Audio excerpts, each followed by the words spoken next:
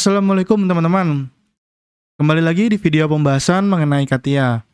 Oke, kita lanjutkan lagi pembahasan pada video sebelumnya mengenai part design CATIA. Sedikit review nih, pada video sebelumnya itu kan kita sudah ngebahas mengenai pad, kemudian pocket, lalu ada pembuatan plan pada 3D.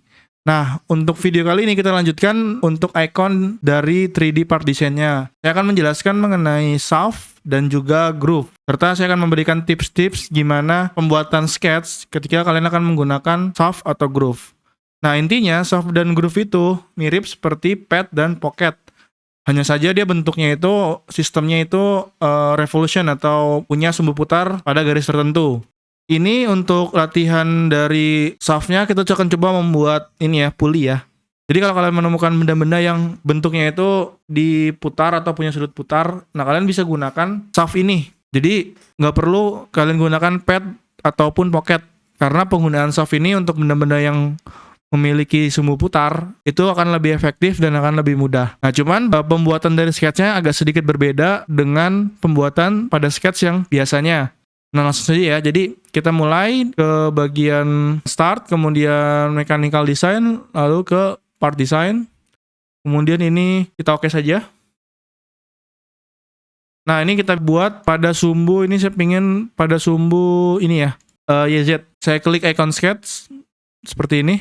Jadi kalau untuk pembuatan shaft, tips yang pertama untuk pembuatan sketch ya, kita bikin sketch tersebut setengahnya, jadi nggak perlu full. Nah ini kan kalau kita lihat di sini, dia arah putarnya ke arah bawah ya, sini ya, ke arah bawah sini. Dan ini yang garis tengah ini nih, itu merupakan sumbu putarnya. Nah jadi saya akan membuat setengahnya, yaitu sketch yang ini.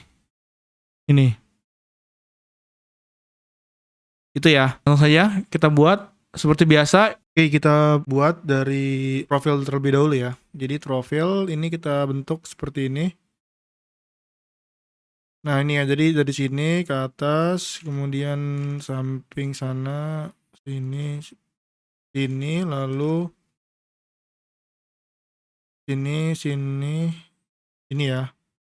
Jadi dibikin seperti ini. Nah, ini ya. Oke, terus kita kasih dimensi paling luarnya ini 41, dalamnya 35 ya.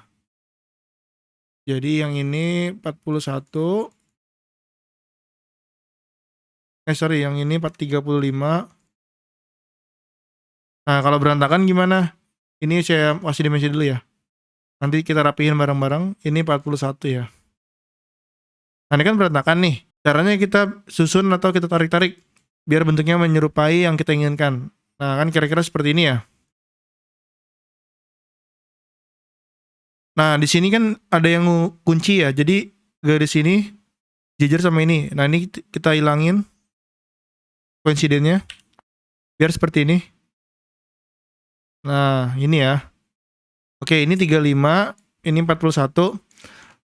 Berarti kan dari sini ke sini biar dia di tengah-tengah, 41 kurangin 35 itu kan 6 dibagi 2. Berarti ada 3 ya. Dimensi 3. Jadi dari sini ke sini ini 3. Ini ya. Nah, kemudian selanjutnya di sini dia ada dimensi 32. Berarti kalau dibagi 2 16, untuk yang miringnya itu 36 atau 18. Jadi kita buat dari sini ini 32 dibagi 2 16. Kemudian yang ini zoom ya. Yang ini itu kan kita jarakin di sini. Nah, ini 18. Seperti ini. Kemudian untuk tinggi keseluruhan ini 70. Berarti yang bagian sini 70, yang bagian atasnya ini 76. Kita ikutin ya. Ini kita harus pilih titiknya. Pilih garisnya, ini 70 berarti 35. Kemudian yang ini 76 berarti 38 ya. Nah, lalu tinggi keseluruhan itu adalah 86. Berarti di gambar sebelahnya nih. Berarti kalau dibagi 2 itu 43 ya. Ini ke bagian sini 43. Nah, yang sebelah kiri ini udah kita kasih dimensi sesuai dengan sketch. Kemudian yang sebelah kanan kan ini kan masih ngaco ya, jadi masih berantakan. Ini kita rapin lagi pelan-pelan. Ini kita tarik ke bawah, tarik lagi ke bawah, tarik, tarik lagi, kemudian tarik lagi ya.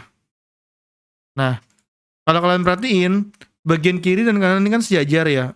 Jadi kita bikin dua-duanya ini, kiri dan kanan itu sejajar. Bebas, bisa kalian pakai coincident atau pakai garis bantu. Nah, saya coba untuk gunakan garis bantu ya. Ini ketemuin sini, ini ketemuin sama ini ketemuin ini, kemudian ini ketemuin sama ini. Nah, semuanya kita bikin dia menjadi horizontal. Ini horizontal. Ini horizontal. Ini horizontal. Nah, yang ini nggak kena ya. Jadi kita pilih ini, pilih titiknya lagi. Lalu kita coincident. Nah, garis tengah ini kan mau jadiin garis bantu ya. Jadi kita pilih, kemudian kita pilih construction line. Jadi dia akan berubah jadi garis putus-putus. Oke? Nah, ini tinggal kita kasih jarak di bagian sini 11 ya, dalamnya. Ini 11. Oke. Gini ya. Nah, ini kan 11. Biar dia di tengah, pas di tengah, berarti kan kita ambil aja inilah. 35 kurangin 11, 24 dibagi 2, berarti 12 ya. Ini ke sini. Kasih jarak 12. Kemudian ini masih ada yang putih. Kita coba untuk tarik atau drag garis yang berwarna putih ini. Ini udah nggak bisa. Oh, ini ternyata si sketch ini belum nempel pada titik pusat dari sumbu ini. Jadi kita harus bikin dia titiknya berada di titik pusat biar berwarna hijau. Nah, seperti ini ya. Kemudian jika kita ingin melakukan shaft, kita butuh namanya garis sumbu. Garis sumbu atau axis line. Nah, kita gunakan kemarin axis line yang ada di bagian sketch ini. Itu di sini. Kita bikin aja dari sini ke ujung sini ya. Nah, seperti ini. Ini kan udah terbentuk ya setengahnya ya. Jadi kalian lihat dari sini. Sini. Nah, kalau garis ini itu tidak perlu dibuat. Karena ini garis yang ini tuh nanti akan tertutup sama permukaan yang atas ini. Nah, kalau sudah berwarna hijau semua, kemudian kita sudah bikin garis atau axis line atau garis sumbu putarnya, kita bisa langsung ke bagian shaft-nya. Ini kita exit workbench. Ini ya. Lalu kita ke bagian shaft. Letaknya ada di bagian bawah dari pocket. Nah, dia akan otomatis ngebaca garis axis line yang kita buat sebagai garis putar atau sumbu putarnya. Jadi kita nggak perlu milih sketch yang mana, atau kita tidak perlu lagi milih sumbu putar yang mana. Otomatis akan terbaca oleh CATIA ini. Nah, ini kan karena kita ingin memutar atau melakukan revolutionnya 360 derajat, berarti ini dibiarin saja. Kita langsung oke saja. Nah, kira-kira bentuknya seperti ini. Nah,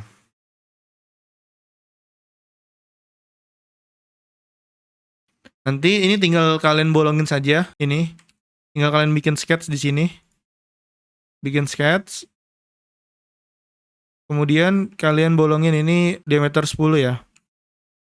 Kita bikin diameter 10 di sini. Lagi.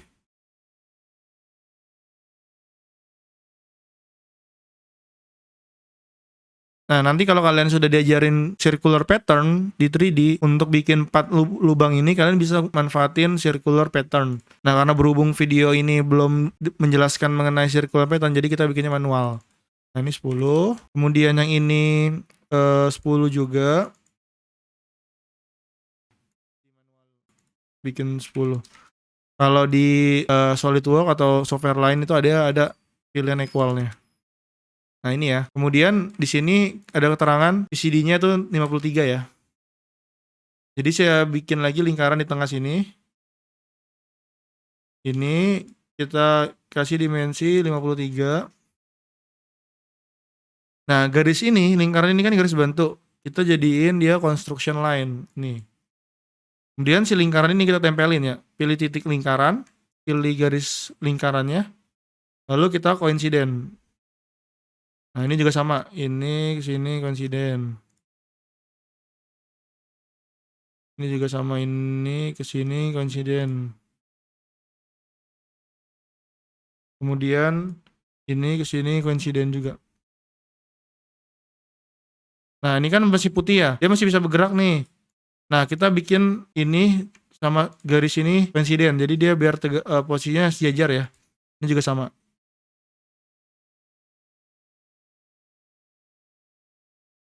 Kalau udah, tinggal kita pocket. Nah, kita ini kan karena bolong sampai tembus, kita pakai aptulas saja. Lalu kita oke. Nah, jadi ya. Jadi kalau kalian bikin benda-benda yang punya sumbu putar, itu lebih baik dan lebih mudah menggunakan dari fungsi shaft saja. Lalu untuk groove ini juga sama. Groove itu fungsinya kebalikan dari shaft. Cuman pembuatannya sama. Misalnya gini, ini mau saya coak ya. Misalnya saya bikin gini. Nah, kemudian misalnya di ujung sini pengen saya coak. Ya pengen coak seperti ini.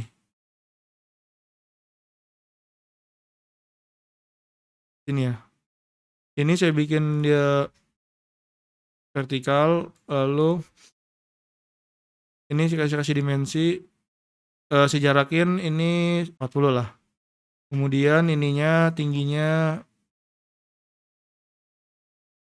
5. Oh iya, jadi kalau kalian mau ngelubangin itu kalian bikin lebih aja nggak apa-apa. Jadi kalau kalian bikin lebih, tetap yang kepotong adalah dari yang warna abu-abu ini.